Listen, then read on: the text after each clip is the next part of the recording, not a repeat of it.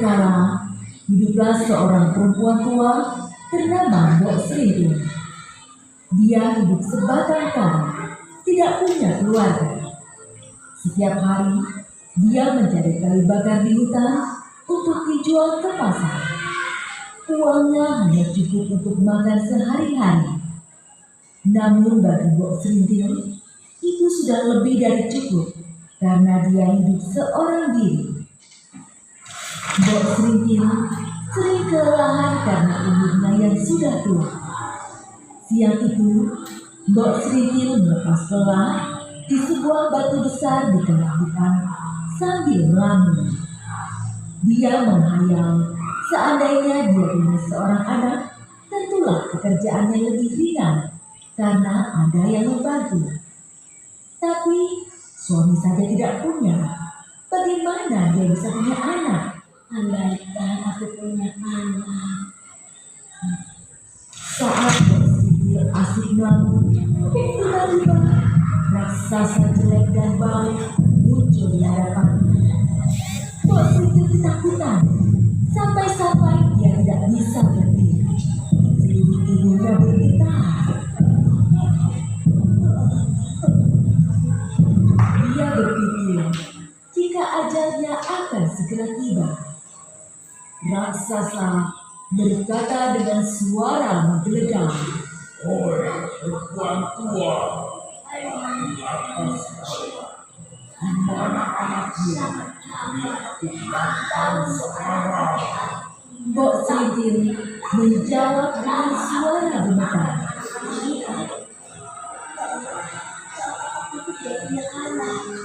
raksasa itu mendekatkan wajahnya ke arah Mbok Serintil. Bau mulutnya membuat Mbok Serintil ingin bunuh. Jangan bohong. Mbok Serintil menggelengkan kepala.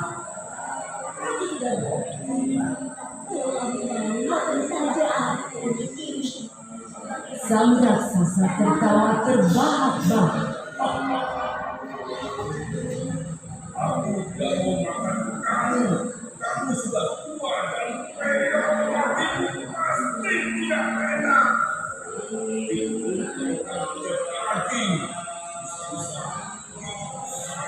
Jangan begitu aku. Kemudian raksasa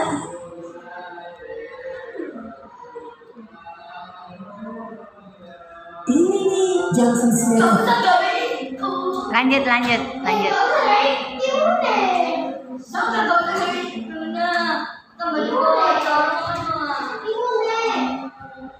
Memberikan sebuah kantong kecil berisi biji timun. Tanamlah biji-biji timun ini. Mereka akan tumbuh dan berbuah. Salah satu buahnya akan berwarna emas. Jika sudah masak, petiklah. Di dalam timun itu akan muncul seorang bayi. Rawatlah dia dan beri makan dengan cukup agar dia tumbuh sehat. Saat dia berumur 6 tahun, aku akan datang dan menagih anak itu. Dia pasti akan menjadi santapan paling enak. Paham? Mbok Serintil menerima kantong itu. Sekarang pergilah. Bentak raksasa itu.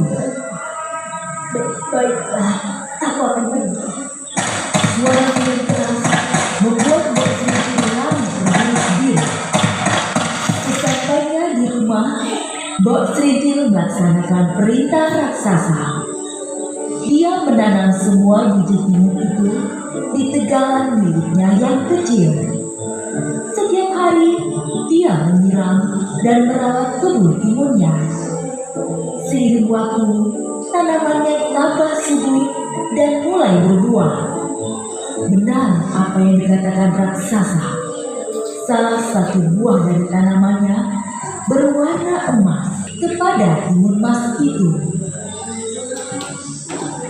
Timun-timun itu semakin hari, semakin masak. Timun emas itu pun juga tumbuh besar. Sudah waktunya membelah timun itu. Sudah waktunya buat timun yang Mbok Sridil akhirnya memekuk timun emas itu dan membelahnya dengan hati karena mendapati seorang bayi perempuan menangis di sana. seorang bayi perempuan yang cantik. Mbok Sridil senang sekali dan mendekat bayi itu. Dia menamai bayi itu Timun Mas. Timun Mas tumbuh menjadi anak yang sehat, cekatan, dan terampil. Mbok Sridil tidak henti-hentinya bersyukur karena mempunyai anak berbakti seperti Timun Mas. Sini Mbak, aku bantu. Iya, timun Mas sayang. Namun, jika dia teringat dengan janjinya dengan raksasa jahat itu, ia menjadi sedih karena sebentar lagi usia Timun Mas hampir 6 tahun. Kekhawatiran Mbok Sridil terbukti. Raksasa datang untuk menagih janji. Untung, saat raksasa datang, Timun Mas sedang pergi ke pasar menjual timun-timun hasil kebun. Anak-anakku bebek tua, aku sudah tidak sadar ingin memakannya. Mbok Sridil berusaha menenangkan raksasa itu. Dia berkata padanya, Hai raksasa, timun Mas masih kecil. Belumlah enak dagingnya. Datanglah 2 tahun lagi. Pastilah dia akan jadi santapan yang lezat. raksasa itu setuju dan berjanji akan datang 2 tahun lagi. Baiklah, awas ya, aku akan kembali 2 tahun lagi.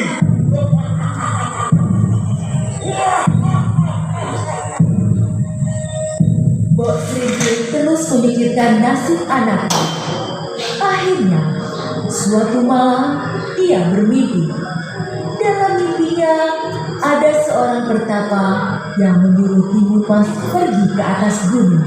Suruhlah Timun Mas menemui saya. Baiklah, akan aku sampaikan kepada anakku timun Mas. Mbok Sridil mengikuti pesan dalam mimpinya. Dia menceritakan semua pada Timun Mas tentang janjinya dengan raksasa. Mbok Sridil menyuruh Timun Mas pergi ke tempat pertapa itu berada. Timun Mas anakku, hati-hati ya sayang. Terima kasih Timun Mas, pamit dulu ya. Timun Mas yang kaku segera menuruti perintah ibunya. Dia menemukan rumah pertapa itu dan menceritakan semua kepadanya. Sang pertapa lalu memberinya 4 kantong yang hanya boleh dibuka jika Timun Mas dalam keadaan bahaya. Timun Mas, ini kakek bawa 4 kantong benda untuk menyelamatkanmu dari raksasa jahat itu. Terima kasih Kak. Timun Mas pamit pulang dulu ya. Timun Mas pulang ke rumahnya. Namun saat sampai di rumah, alangkah terkejutnya karena sang raksasa sudah menunggu. Mbok Sridil segera berteriak.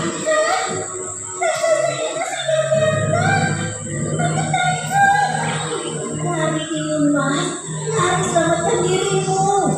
Timun Mas segera berlari. Sang raksasa menjadi marah dan mengejar. Timun Mas terima pesan sang pertapa. Dia membuka kantong pertama yang ternyata isinya adalah biji timun. Gadis cilik itu menebakkan biji itu dan menangis.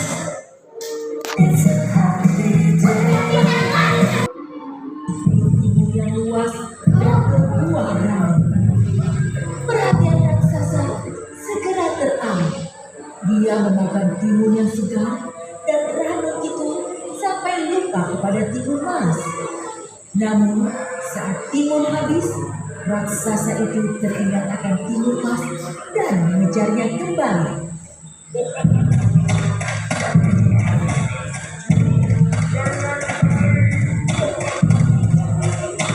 Sang raksasa semakin dekat.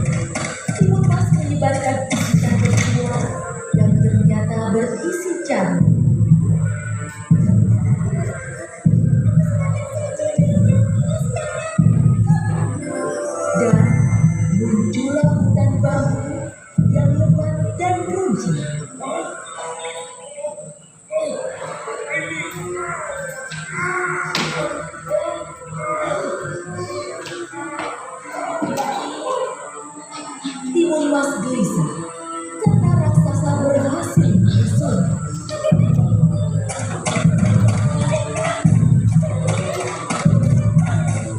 Mas menyebarkan bisikan pemuda yang berisi ganas.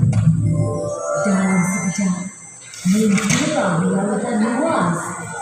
Sang raksasa berusaha berenang dengan cepat, tapi kakinya yang terkena bambu terasa perih. Tapi itu tidak memburukkan tekadnya mengejar Timun Mas.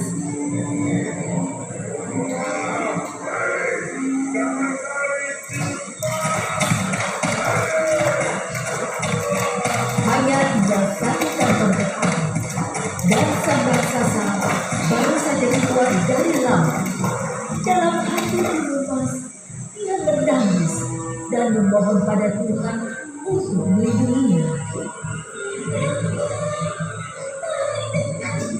Dia isi kantong terakhir yang berisi terasi. Dalam sekejap muncul lautan lumpur ganas. Sang raksasa yang sudah sangat marah tidak menyadari bahayanya. Dia terjun ke dalam laut lumpur ganas dan segera tenggelam. Terima kasih telah menyelamatkan aku dari raksasa jahat itu. Timun Mas kembali ke rumah dan Bok Timun menyambutnya dengan tangisan bahagia. Mereka pun hidup bahagia berdua sebagai ibu dan anak yang saling mengasihi. Kebaikan moral. Kebaikan akan selalu menang melawan kejahatan. Perilaku yang baik akan mendapat teman-teman yang baik pula.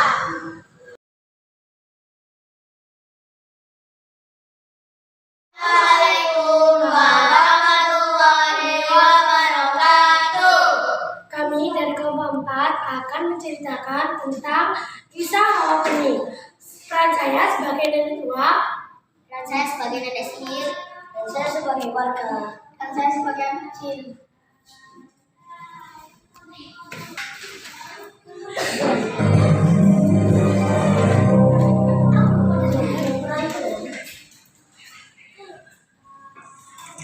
Asal-usul rawa bening.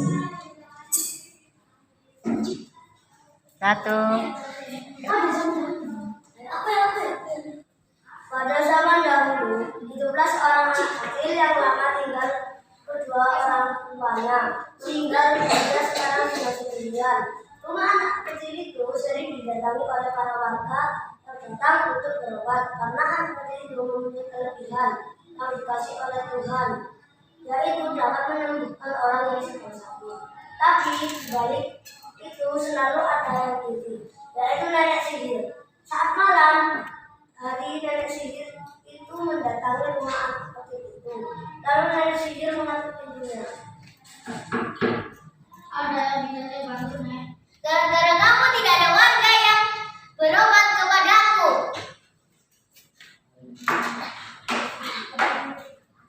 Terimalah hukuman dariku. ketika nenek sihir melahirkan tobat.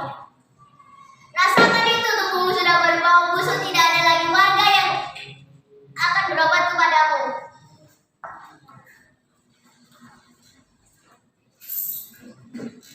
Hei nak, kenapa denganmu? Kenapa badanmu berbau busuk? Malam harinya anak kecil itu bermimpi mendengarkan suara. Pergilah dari desa ini dan temuilah nenek tua, karena dia yang bisa mengobatimu. Lalu pagi harinya anak kecil itu meninggalkan desa tersebut dengan membawa sedikit bekal. Pada siang harinya anak kecil kehabisan bekal. Pak, saya minta sedikit air dan makanan. Hei kamu, anak busuk, kurus sekali. Pergilah dari desa ini.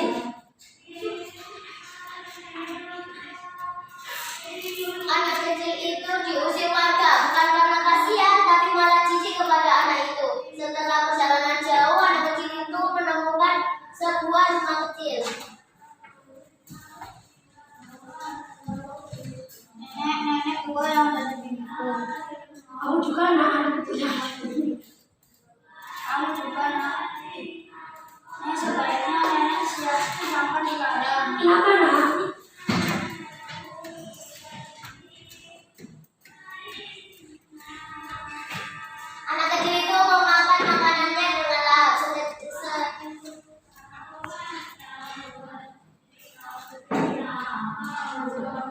Anak kecil berpesta ada di bersama lain. Hei kau, anak kecil yang kemarin, pergilah dari sini. Jika kalian ingin aku coba kalian nyambut kayu ini dari tanah.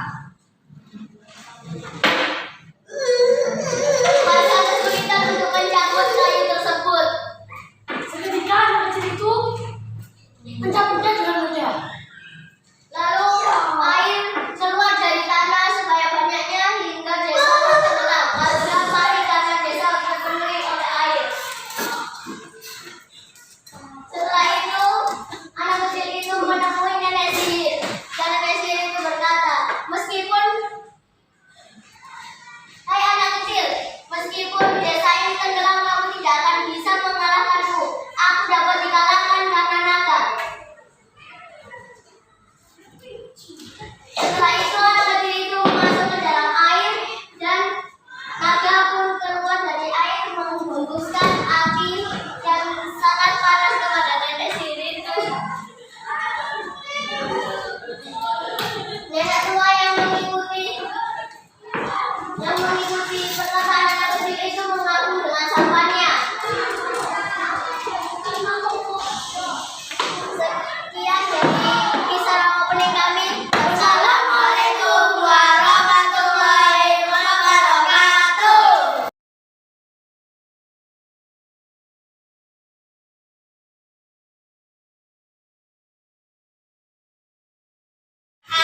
Assalamualaikum warahmatullahi wabarakatuh. Ini dari kelompok Nampuriam dan Mas Pedrau, cerita rakyat dari Jawa Barat. Aku sebagai peran Dayang Sumbi. Aku sebagai pencerita. Aku sebagai Sakuriang. Aku sebagai Siduman.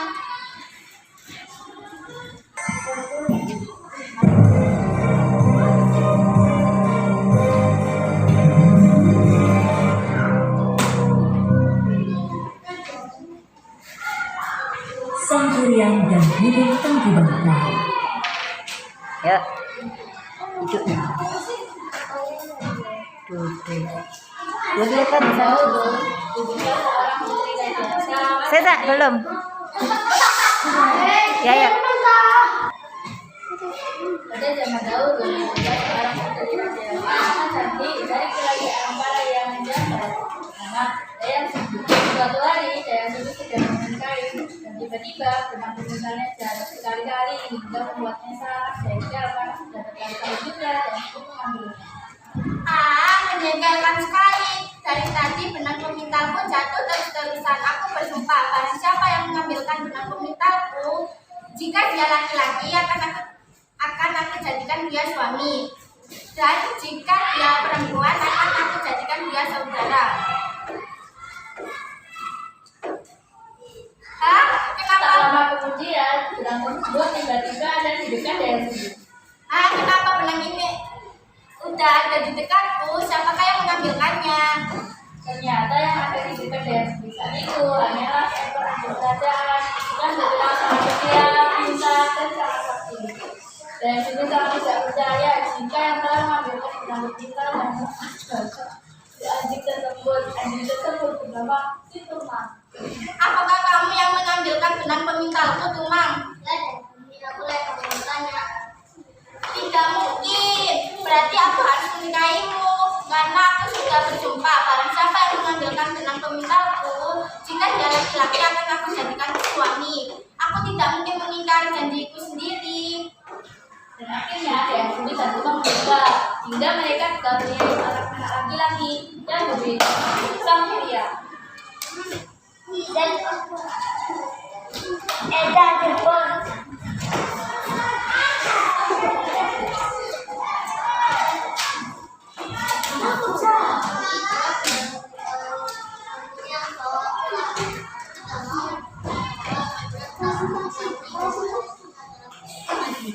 Baik, Tuhan, aku tidak akan memberitahukan kepada Sang Kuryang bahwa kamu adalah ayahnya. Aku terharu, Sang Kuryang menjadi anak pandai, tampan, cerdas, dan sakti. Sang Kuryang saat di teman itu memsehariannya dan diajari banyak kesaktian oleh ayahnya, yaitu Situmang.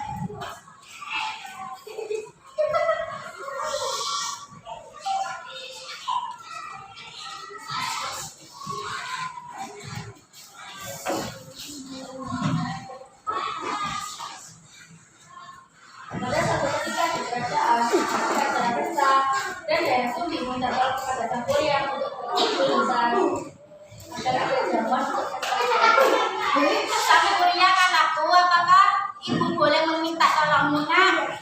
boleh bisa Sampuria bantu. Berburulah ke hutan, ajaklah si Tumang untuk mencari hewan buruan untuk dihidangkan di pesta kerajaan nanti malam. Baik ibu, aku akan berangkat sekarang.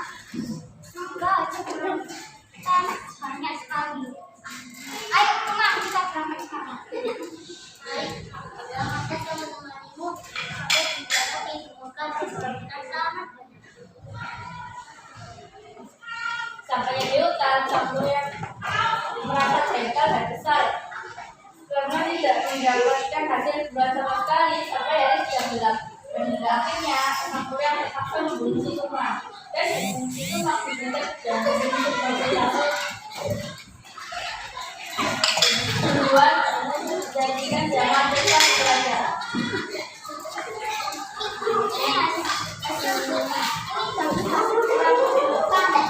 Terima kasih anak Sampuria. Setelah kita selesai, dia semua menanyakan kepada Sampuria keberadaan si Tumang karena tidak terjadi sama sekali di acara pesta kerajaan. Anakku Sampuria, apakah kamu melihat si Tumang? Dan tadi ibu tidak melihatnya sama sekali di pesta kerajaan tadi malam. Sampuria bertahan dan takut atas pertanyaan ibu. Dan akhirnya Sampuria berkata jujur bahwa tanggung jawab pesta kemarin adalah dari Tumang yang melatih Sampuria menduga. Sebenarnya jadi kemarin adalah takdir si Tumang. Aku tahu.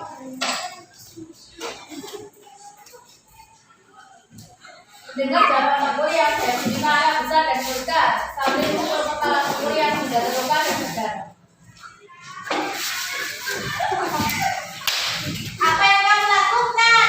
Kamu kenapa membunuh si Tumang? Tumang adalah ayahmu. Kenapa kamu membunuhnya? Aku tidak tahu kalau si Tumang adalah ayahku. Akhirnya yang diisi dari kerajaan karena telah menuju kekuatan kerajaan. Bagaimanapun tidak boleh ada yang menyakiti kesenangan saja. Waktu berlalu, Sampuria menjadi laki-laki tampan, berbahasa Inggris dan dua suatu hari Sampuria menjadi setan dan bertemu dengan wanita cantik. Siapakah wanita cantik itu? Sampuria tidak mengetahui jika wanita cantik itu punya dasi dan juga sebaliknya dasi tidak mengetahui jika ia sama itu adalah Sampuria. Di jalannya waktu mereka saling berkenalan dan hingga akhirnya Sampuria melamar dasi. Jadi apakah kamu bisa minta lamaran? Aku mau menerima Sampuria. Sampai mulai menjalani pernikahan mereka tidak sengaja dari sini melihat ibu dengan kepala Sampuria. Saya sendiri bisa kami mintakan kepalaku. Baik Sampuria. Dalam kita harus mencari cara agar pernikahan tersebut batal. Dan akhirnya Densu ibunya permintaan kepada Sampuria untuk memberikan syarat yang tidak mungkin dipenuhi oleh Sampuria dalam malam. Syarat tersebut adalah membangun butik menjadi bendungan dan membuat perahu dan dihubungi dengan sumber. Anakku Sampuria, aku ada satu syarat buat kamu kalau kamu mau menikahi aku. Apa itu syaratnya Dayang? Bangunlah bukit menjadi bendungan dan buatlah perahu untuk menyusuri bendungan sebelum matahari terbit. Sampuria menjadi persyaratan tersebut karena dia bisa menyelesaikan permintaan Densu dengan menggunakan kesaktian yang dia punya dan telah diajarkan oleh si Tumang waktu kecil. Baik Dayang, aku akan mengabulkan permintaan.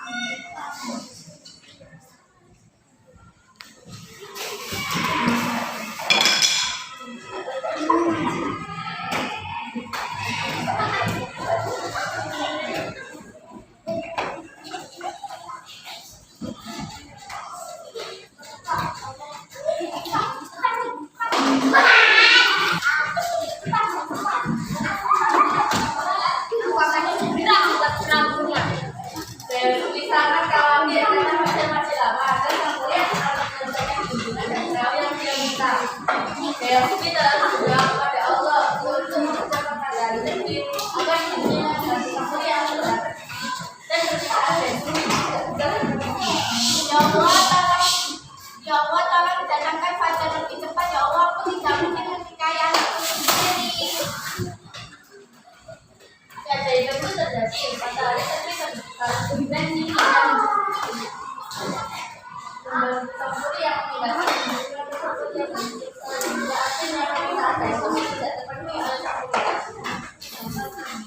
Apa yang kau buat sih? Kau nggak suka aku. Maaf, Sang Buryang, aku tidak mungkin menikahi kamu.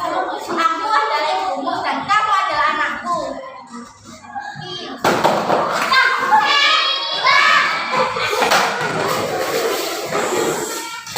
aku yang menjadi melawan saya sahabat dan terbaik.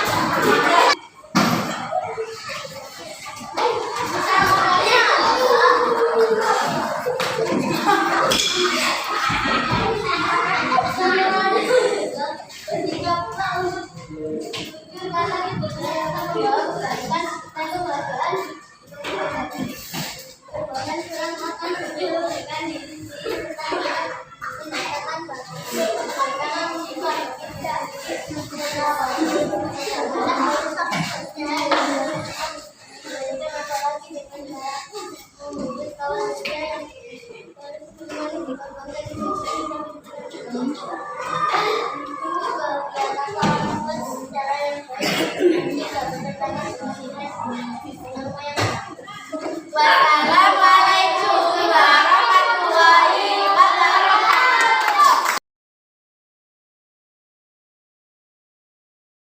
Assalamualaikum warahmatullahi wabarakatuh. Kami dari kelompok 2, yaitu Batu Menangis, ingin menceritakan kembali kisah Batu Menangis. Saya berperan sebagai ibunya Dani. Saya berperan sebagai Dani. Saya berperan pemuda 2. Saya berperan sebagai pemuda 1.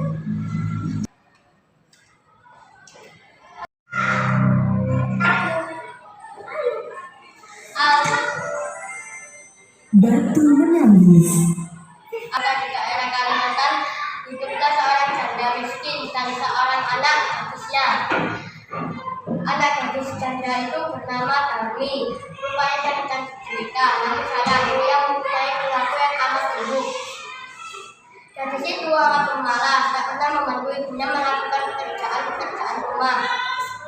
Kerjaannya hanya bersolek setiap hari, segala permintaannya harus dipenuhi. Setiap kali yang meminta sesuatu kepada ibunya harus dikabulkan, tanpa memperdulikan keadaan ibunya yang miskin. Setiap hari harus membantu pulang mencari solusi. Suatu hari seperti biasa, dan itu mengurung dirinya di dalam kamarnya. Ia tak mau matahari merusak kulitnya. Ia enggan debu-debu mengotori wajahnya.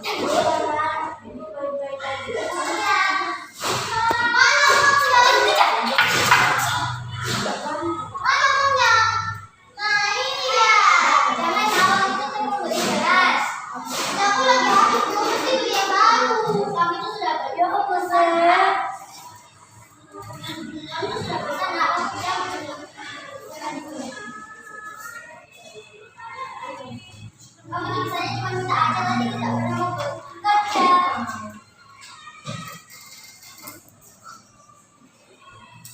Terima kasih kita memberikan uang untuk anak-anak. Terus selanjutnya ketika ibu kita jangan berupaya berjaya untuk membeli alat suatu hasil yang mencoba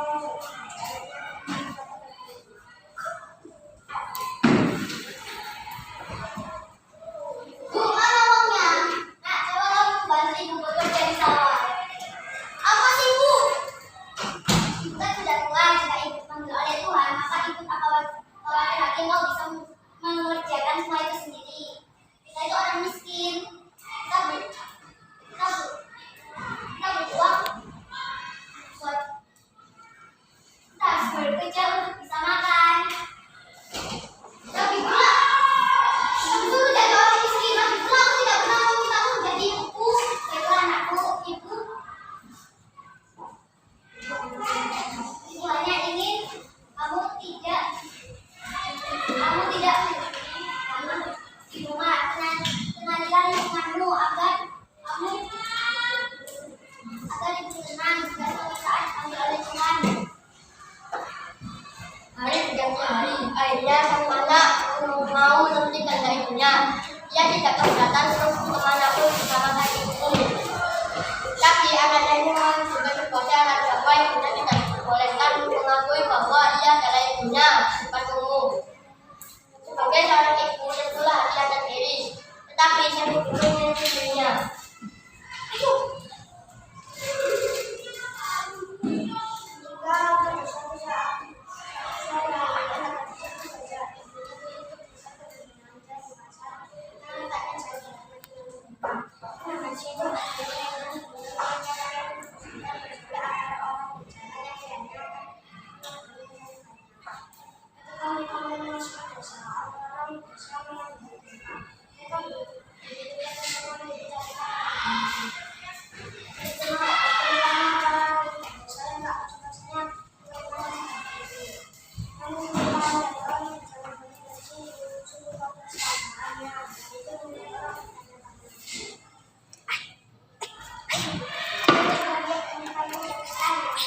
ya benar, bahkan wanita itu bagi kesadaran kita. Tak sanggup aku menahan untuk menatap tendanya. Katanya Raffi, kelas 5 Maliki sudah dijemput. Raffi, segera turun ke lobi. Raffi.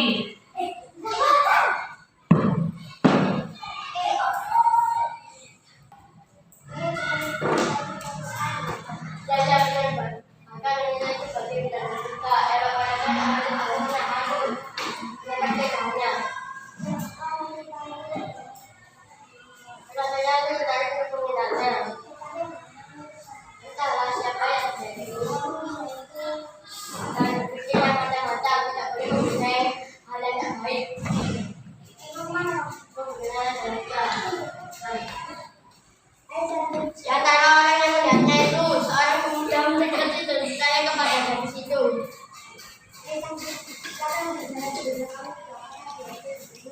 Bukan dia itu budak. Memang dia sudah pinjam bukan ibumu. Bukan dia itu budak. Pergi sana.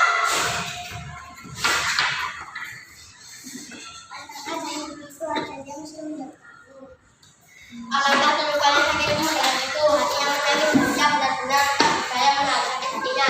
Dia berbisik dan memohon kepada Tuhan, akhirnya sakit itu berdoa.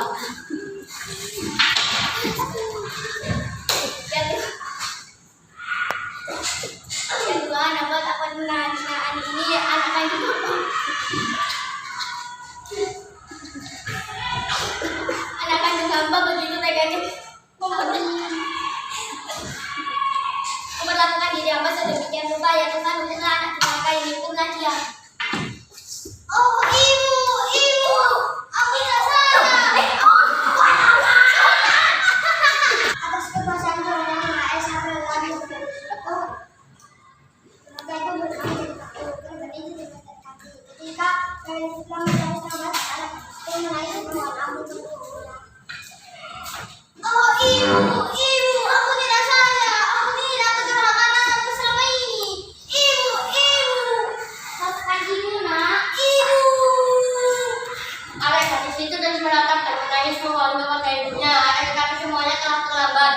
Faisal kelas 6. Banyak berbangun dari batu. Faisal kelas 6. Namun orang dapat melihat bahwa kedua matanya masih menitikan air mata, seperti sedang menangis.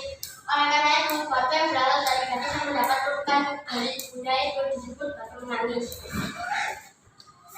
Pesan moral dari cerita ini adalah jangan durhaka kepada orang tua. Sayangilah orang tuamu jika keduanya masih ada. Wassalamualaikum warahmatullahi wabarakatuh. Luar biasa. Waalaikumsalam warahmatullahi wabarakatuh. Kami dari kelompok Belaan akan menyampaikan cerita anak tentang guru saya sebagai narator. Saya sebagai ayah. Saya sebagai sulung.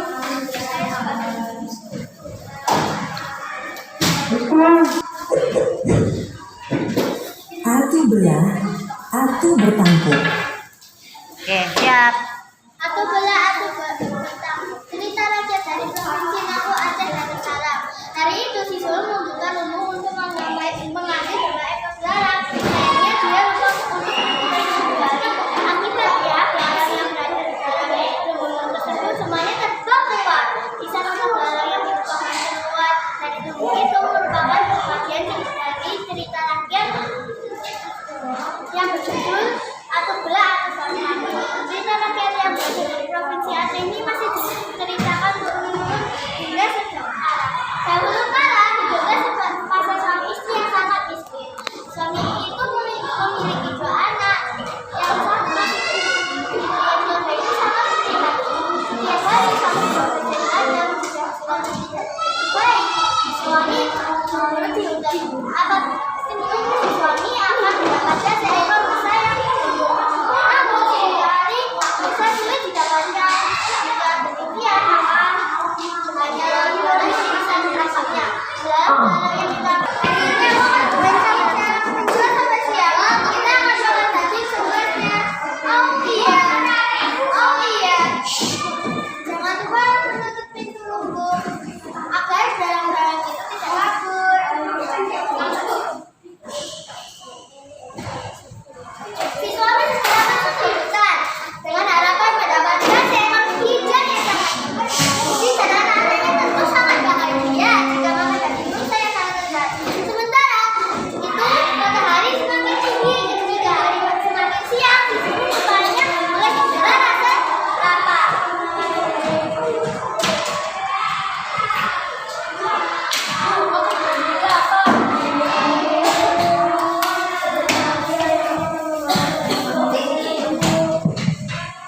Dan matahari Fadilila kelas 5 dijemput. Kaila kelas 4 dijemput. Fadilila kelas 5 dijemput. Kaila kelas 4 dijemput.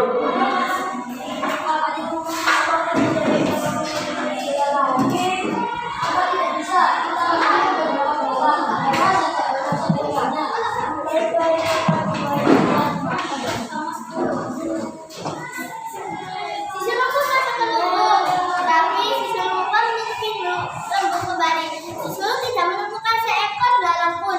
Dia tidak mengetahui kalau semua belalang sudah keluar dari lumbung.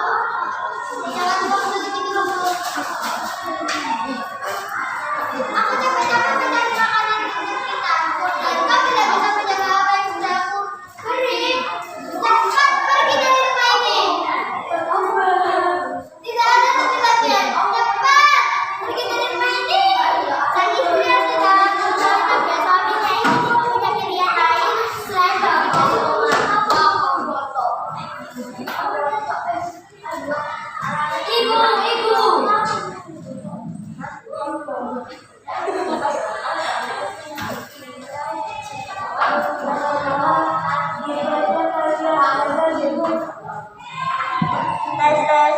Haira sudah dijemput. Haira kelas 5, Hanafi sudah dijemput. Sambil menangis sedih, sang istri pergi dari rumah berjalan hingga kedua arah. Hingga akhirnya dia beristirahat sambil bersandar di sebuah batu besar. Hingga kemudian terasa bunyi bergoyang. Batu besar itu tertidur gelap dan tenang.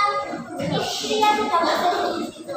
Sementara itu si sulung dan bungsu sangat terkejut melihat ibu mereka di dalam batu besar, dan melihat mereka telah mengikuti ibu yang berjalan tanpa arah. Ibu, maafkan aku yang telah menyusahkan ibu. Aku akan berjanji akan marah. Tiba-tiba beberapa helai rambut keluar dari Guru. Si sulung segera mengambil helai rambut itu dan menyimpannya. Selamat tinggal ibu. Aku tidak akan melupakan ibu.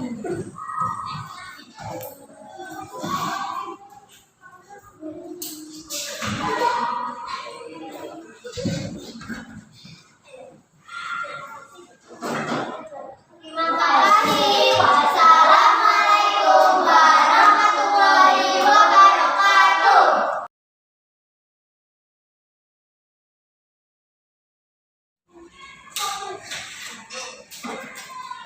Assalamualaikum warahmatullahi wabarakatuh. Kami dari kelompok Maling Kundang akan menampilkan cerita Maling Kundang.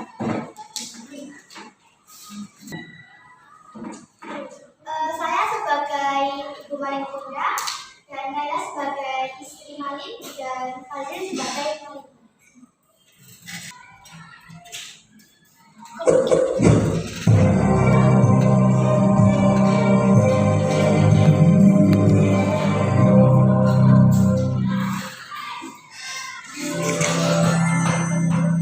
Maling Kundang.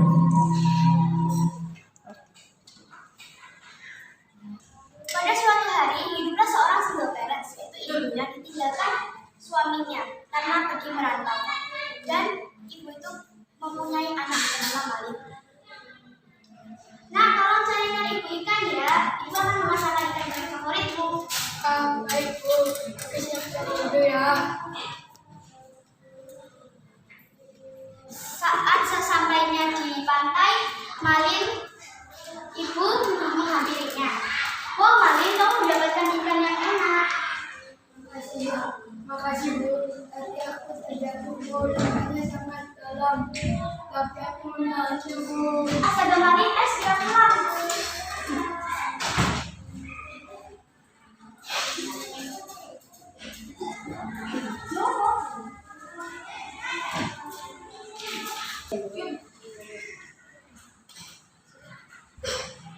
Sesampainya di rumah, Maling dan ibu makan.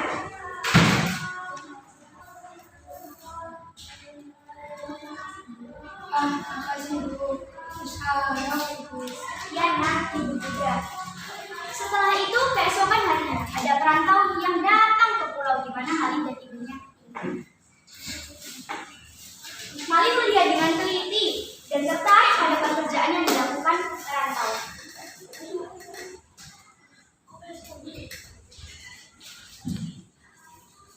Eva, apakah aku boleh ikut merantau denganmu? Anak sepertimu apa mungkin bisa merantau? Salah satu jam dari harganya begitu banyak. Jika kau mau, pinjamkan kepada orang tuamu. Terima kasih ya. Aku ingin juga ya.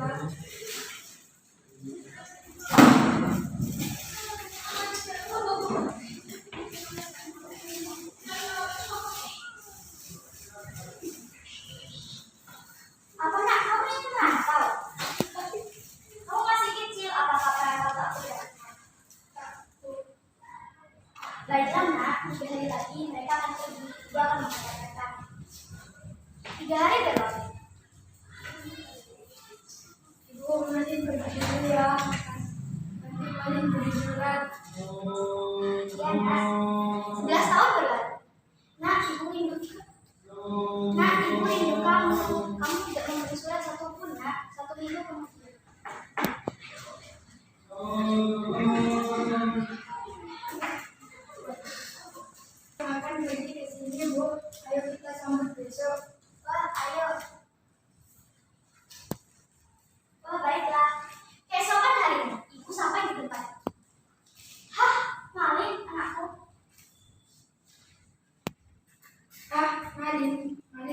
Maafkan aku, Bu. Mungkin kapalnya akan berlayar ke sini besok. Maaf ya nak, aku sembunyi dengan anakku. Tidak apa-apa, Bu. Keesokan harinya, Malin dan istrinya sedang berbicara soal tempat yang akan ditempati mereka.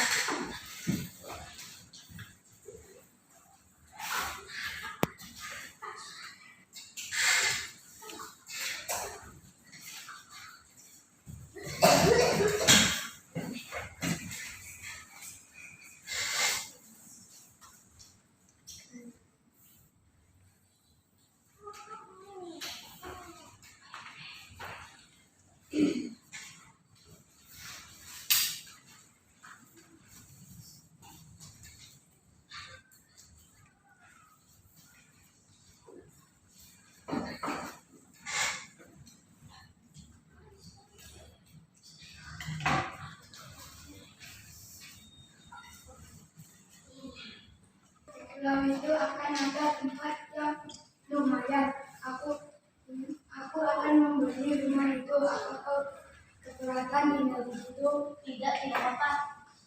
Yang penting tempat tinggal, Ibu.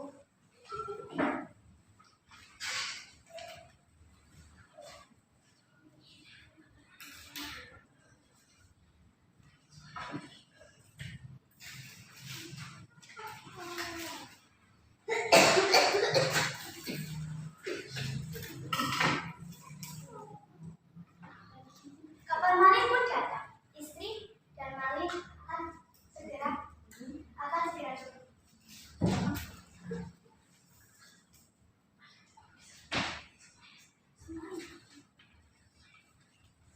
Ibu tak sabar karena melihat turun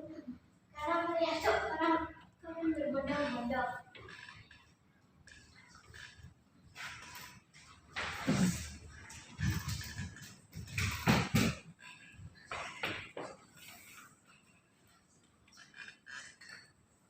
Malin anakku, Maaf ibu dua, aku tidak mengenalmu. Hah? Siapa dia? Katanya ibu seorang bangsawan kaya raya. kau Malin kan anakku? Ya, aku adalah Malin. Dan siapa kau? Aku ibumu nak.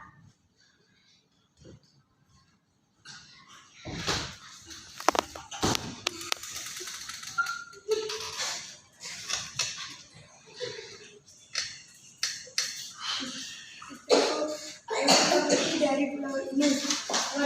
Masyarakat di sini iri dengan kita.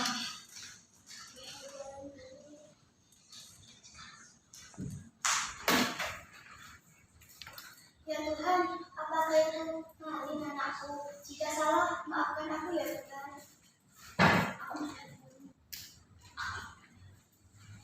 Di saat itu, kapal Malin, ombak pun ikut berombak-ambing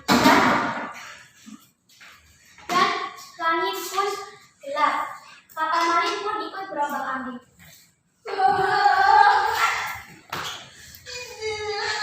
Ya Tuhan, apakah ini balasan darimu? Maafkan aku ya Tuhan, maafkan aku ibu.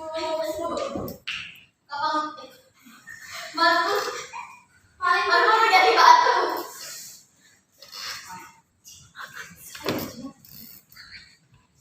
Pesan moralnya adalah kalian Moralnya adalah jangan durhaka pada orang tuamu atau ibumu, karena ibumu sudah melahirkanmu setelah mengandungmu selama 12 bulan.